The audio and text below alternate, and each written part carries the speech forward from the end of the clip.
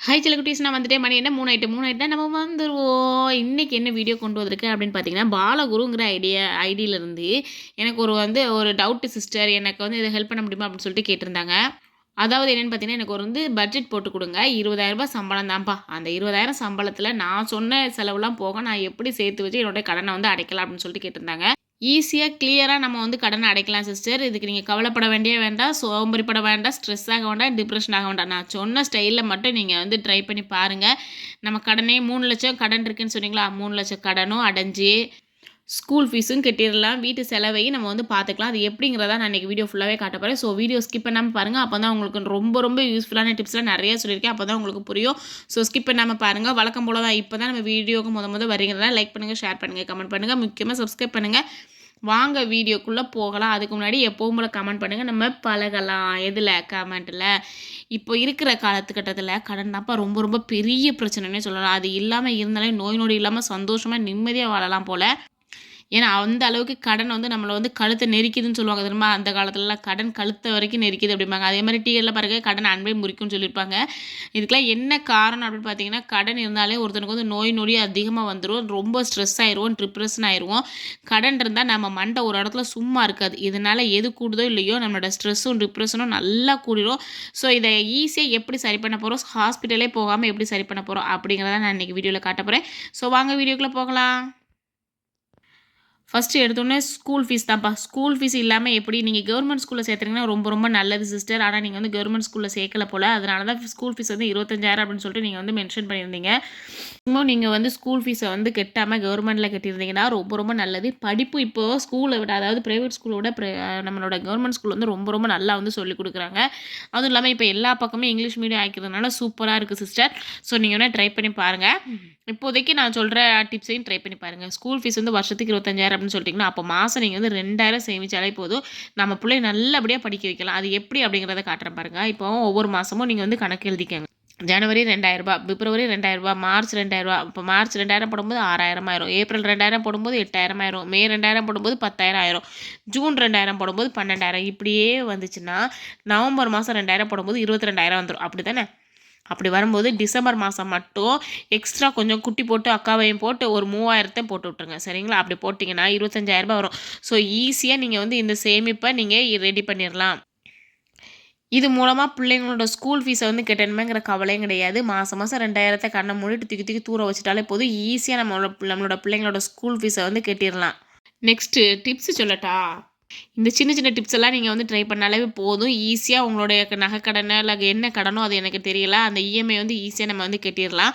பேசாமல் இதை கையில் வச்சு அப்படியே வைக்கிறத விட அதை ஆர்டியாக வர வச்சு இன்ட்ரெஸ்ட்டாக கிடைக்கும். சரிங்களா? எதை சொல்லிக்கிட்டு இருக்கேன், இந்த மாதம் 2,000 சொல்லிக்கிட்டு இருக்கேன் பார்த்தீங்களா? இந்த 2,000 நீங்கள் என்ன பண்ணணும்னா கையில் வச்சிங்கன்னா மாதம் வருஷத்துக்கு 25,000 வருமா. இந்த வருஷம் 25,000க்கு பதிலாக நீங்கள் மாதம் இந்த 2,000 ஆர்டி கணக்குன்னு சொல்லிட்டு போட்டுக்கிட்டே இருங்களேன். 25 ஒரு 30,000 கிடைக்கும். அப்போ 30,000 கிடைச்சா நமக்கு 5,000 லாபம் தானே. எவன் இப்போ சும்மா தரான் சொல்லுங்க பார்ப்போம். இந்த 5,000 கிடைக்கிறது கூட ஒரு பெரிய விஷயமா தான் இருக்குது. ஸோ அந்த 5,000 கிடைக்கிறதுக்காகவாச்சும் நம்ம மாதம் போட்டுக்கிட்டு இருக்கலாம். எப்படியோ 2,000 எடுத்து வைக்க போகிறோம், கழுதையை எதில் போட்டால் என்ன அப்படின்னு சொல்லிட்டு நீங்கள் அதில் போட்டிங்கன்னா ரொம்ப நல்லதுங்க. நெக்ஸ்ட்டு தீபாவளிக்கு கண்டிப்பாக எல்லாருக்குமே போனஸ்லாம் கொடுத்துருப்பாங்க. அப்படி தானே? ஒரு வேளை போனஸ் கொடுத்துருந்தாங்கன்னா அது உடனே அதை செலவுலாம் பண்ணாதீங்க. அதை எடுத்து வச்சு நம்ம எது அதிகமாக வட்டி கட்டுறோமோ அந்த வட்டிக்கு உண்டான பணத்தை நீங்கள் குறைக்க பாருங்கள் இதை கட்டி.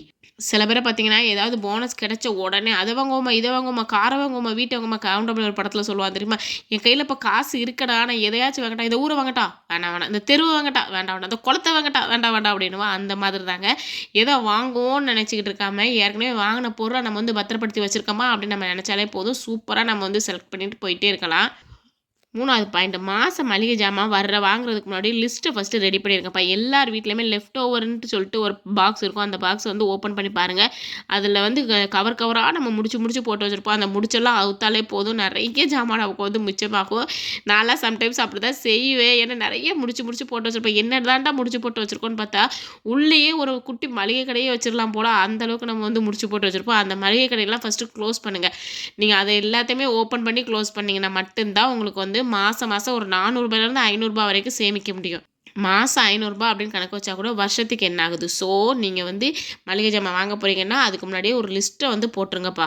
மளிகை ஜாமான் லிஸ்ட் போடுறதுக்கு முன்னாடி போடாமல் நீங்கள் வந்து சூப்பர் மார்க்கெட்டுக்குள்ளே போகிறீங்கன்னு வைங்களேன், உள்ளேருந்து வெளியில் வர்றதுக்குள்ளே நீங்கள் 5000க்கு நீங்கள் வாங்க போகிறீங்க அப்படின்னா 15,000 20,000க்கு வாங்கிட்டு வந்துருவோம். வெளியில் வந்ததுக்கப்புறம் ஐயோ அம்மம்மான்னு கூப்பாடு போட்டாலும் எதுவுமே நடக்க போகிறதில்ல. ஸோ அதனால் நீங்கள் ஃபஸ்ட்டு அந்த கடைக்கு போகிறதுக்கு முன்னாடியே உங்களோட லிஸ்ட்டை வந்து ரெடி பண்ணிடுங்க. நெக்ஸ்ட்டு எமர்ஜென்சி ஃபண்டாக ஒரு ரூ. 500 எடுத்து வச்சுக்கிட்டே இருங்கப்பா. இது எப்போவுமே நமக்கு வந்து தேவைப்பட தான் செய்யும். எமர்ஜென்சி ஃபண்ட் ஒரு ரூ. 500 எடுத்து வச்சுட்டே இருந்தீங்கன்னா 6 மாதத்துல ரூ. 3000 சேர்க்கலாம். அப்போ ஒரு வருஷத்தில் ரூ. 12,000 சேர்க்கலாம். இந்த 12,000 நீங்கள் வந்து எஃப்டியில் போடலாம், ஆர்டியில் வந்து போடலாம். ஆர்டியில் போட்டால் இன்னும் அதே மாதிரி பெனிஃபிட்ஸ் நல்லாவே கிடைக்கும். ஆஃபர்ஸில் போய் விழாதீங்க சரிங்களா? இப்போ ஏதோ ஒரு சூப்பர் மார்க்கெட் போகிற இப்போ சரவணா ஸ்டோரே எடுத்துக்கோங்களேன். சரவணா ஸ்டோரில் மேலே 4th ஃப்ளோரில் என்ன இருக்கும், கிராசரி இருக்கும். ஆனால் கீழே பாருங்கள் துணி கடை தான் வச்சுருப்பாங்க. உள்ளே போகும்போதே 4 லெகின்ஸ் இவ்வளவு, 5 லெகின்ஸ் இவ்வளவு, 4 டாப்பு ரூ. 500, 5 டாப்பு ரூ. 1000 அப்படின்னு சொல்லிட்டு நிறைய காசை வந்து போட்டிருப்பாங்க. நமக்கு பார்த்தோன்னா நம்ம கண்ணு என்ன எப்படி தெரியுமா நமக்கு தோணும், நம்ம வீட்டில் எதுவுமே ட்ரெஸ்ஸே இல்லாமல் நம்ம இருக்கிற மாதிரியும், இந்த ட்ரெஸ்ஸை பார்த்தோன்னே இதை தவிர வேறு எங்கேயுமே ஆஃபரே போடாத மாதிரியும் நம்ம கண்ணுக்கு தெரியும். நம்ம மண்டையும் அப்படி தான் நம்மகிட்ட வந்து சொல்லிக் கொடுக்கும். இங்கே பாரு இந்த மாதிரி ட்ரெஸ்லாம் உன்ட்ட இல்லவே இல்லைம்மா, வாங்கிருமா அப்படின்னு சொல்லும். நம்ம என்ன பண்ணுவோம், நம்ம மூளை என்னமோ நமக்கு கரெக்டாக தான் சொல்லுது போல, ச்சே வாங்கிட்டா தான் என்ன நமக்கு என்ன ட்ரெஸ்ஸாக இருக்குது அப்படின்னு சொல்லிட்டு நினைப்போம். அங்கே தான் போய் விழுவோம். ஸோ ஆஃபர்ஸை நம்ம கண்ணுக்கே காட்டாதீங்க. ஏன்னா கண்ணு ஸ்ட்ரெயிட்டாக யார்கிட்ட போய் கொடுக்கும், மூளைகிட்ட போய் கொடுக்கும். இந்த கண்ணுக்கும் மூளைக்கும் ஏதோ ஒரு சொந்த பந்தம் இருக்குது போல். நம்ம பார்த்த உடனே மூளைகிட்ட போய் சொல்லி கொடுத்து நம்மளை வந்து அடிவாங்க வச்சிருது. ஸோ அதனால் இனிமேல் ஆஃபர்ஸில் போய் விழுந்துடாதீங்க. இப்போ பட்ஜெட்டுக்கு வருவோமா? இப்போ வந்து ரூ. 10,000 கட்டுங்கக்கா சரிங்களா? கிராசரி வந்து ரூ. 4,500. நீங்கள் இஎம்ஐ வந்து 13,500ன்னு போட்டிருந்தீங்க, ரூ. 17,000 என்னமோ போட்டிருந்தீங்க. பட் 13,000 நீங்கள் கட்டினீங்கன்னா அப்புறம் உங்களுக்கு அந்த மாதம் ஃபுல்லாக இடிக்கும். ஸோ அதனால் தீபாவளி போனஸோ இல்லை வேறு ஏதாவது ஒரு போனஸ் இருந்துச்சோ இல்லை ஜுவல் ஏதாவது இருந்துச்சுன்னா அதை எடுத்துகிட்டு வந்து இந்த வட்டி அதிகமாக கட்டுறதுல வந்து கட்டிடுங்க. கட்டினீங்கன்னா கொஞ்சம் உங்களுக்கு வட்டி வந்து கம்மியாகும், ஈஸியாக நீங்கள் கட்டிடலாம். ஸோ அப்படி பண்ணி பாருங்கள் ஓகேவா? அதனால் ரூ. 10,000 போட்டிருக்கேன். கிராசரி ரூ. 4,500, ரைஸு 1,200. 1,200க்குலாம் இருக்காமான்னு சொல்லிட்டு உடனே வள்ளுவலுன்னு வந்துடாதீங்கம்மா.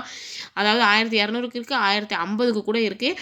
ஸோ நம்மளுடைய தகுதிக்கு தக்கன நம்ம வந்து வாங்கிக்கிடுவோம். கேபிள் வந்து 270, மில்கி 800, சிலிண்டர் ரூ. 1,000, ஸ்கூல் ஃபீஸ் ரூ. 2,000. இது எல்லாமே நீங்கள் போட்டால் தான் சிஸ்டர். அதை தான் அப்படி போட்டிருக்கேன். இந்த இஎம்ஐ மட்டும் கொஞ்சம் கம்மி பார்த்து போட்டிருக்கேன் ஓகேவா? இப்போ பார்த்தீங்கன்னா 17,770 வரும். இப்படி பண்ணிங்கன்னா ஒவ்வொரு மாதமும் கடன் இல்லாமல் ஸ்கூல் ஃபீஸு, வீட்டு செலவுன்னு எல்லாத்தையுமே ஈஸியாக சமாளிக்கலாம். நிறைய பேர் ஸ்கூல் ஃபீஸ்க்கு என்ன செய்ய, வாடகைக்கு என்ன செய்ய, நாளைக்கு என்ன செய்ய, இன்றைக்கி என்ன செய்ய, கரண்ட் பில்லுக்கு என்ன செய்யன்னு சொல்லிட்டு ரொம்ப கொஸ்டின் கேட்குறீங்க, ரொம்ப ஸ்ட்ரெஸ் ஆகுறீங்க. அவங்களுக்கான வீடியோ தான் இதுன்னே சொல்லலாம். பாலகுரு சிஸ்டர் உங்களுக்கு நல்லா புரிஞ்சிருக்கும்னு நினைக்கிறேன் நான் பேசுனது எல்லாமே. ஸோ ஸ்கிப் பண்ணாமல் பார்த்த எல்லாருக்குமே ரொம்ப ரொம்ப தேங்க்யூ ஓகேவா? தயவு செஞ்சு நான் சொல்கிறேன் கேளுங்க. நம்ம வந்து எந்த அளவுக்கு பட்ஜெட் போட்டு நம்ம வந்து குடும்பத்தை செலவு பண்ணுறோமோ, அதாவது குடும்பத்துக்காக செலவு பண்ணுறோமோ அந்தளவுக்கு வந்து நம்மளோட லைஃப் வந்து ரொம்ப ரொம்ப நல்லாயிருக்கும், ரொம்ப ஸ்மூத்தியாக போகும். ஹார்ட் பீட்டில் ரீனா சொல்லுவா தெரியுமா, எப்படிரா நீ பைக்கில் போனேன் ஸ்மூத்தாக போனேன் அப்படின்னு சொல்லுவா பார்த்தீங்களா? அந்த மாதிரி தான் நம்ம லைஃபும் நல்லா ஸ்மூத்தாக போகும்னு நீங்கள் நினச்சிக்கினா ஒரு பட்ஜெட்டை போட்டு தாக்குங்க. அந்த பட்ஜெட் மூலமாக நம்ம லைஃப் ரொம்ப ரொம்ப ஸ்மூத்தாக இருக்கும். ஸோ கை விட்டுறாதீங்க. இது மூலமாக நிறைய பேர் பலன் அடைஞ்சிருக்காங்க. ஸோ ப்ளீஸ் கண்டிப்பாக ட்ரை பண்ணி பாருங்கள். இதில் ஏதாச்சும் உங்களுக்கு டவுட் வந்துச்சுன்னா கண்டிப்பாக கமெண்ட்டில் சொல்லுங்கள். நான் கண்டிப்பாக ரிப்ளை பண்ணுறேன் ஓகேவாம்மா? இந்த மாதிரிலாம் ஈஸியாக நீங்கள் ட்ரை பண்ணி பாருங்கள். கண்டிப்பாக நம்மளும் ஒரு காலத்தில் கோடீஸ்வரி ஆகி காட்டுறேன்டா, உன்னை நான் மிஞ்சி காட்டுறேன்டாங்கிற மாதிரி நம்மளாலே சந்தோஷமாக வாழ முடியும், ஸ்ட்ரெஸ் இல்லாமல் வாழ முடியும். ஸோ கண்டிப்பாக ட்ரை பண்ணி பார்த்துட்டு இந்த வீடியோ எப்படி இருக்குன்னு சொல்லிட்டு சொல்லுங்கள். லைக் பண்ணுங்கள், ஷேர் பண்ணுங்கள், கமெண்ட் பண்ணுங்கள், முக்கியமாக சப்ஸ்கிரைப் பண்ணுங்கள். வாங்க கமெண்ட்டில் பழகலாம். டாட்டா பைமா.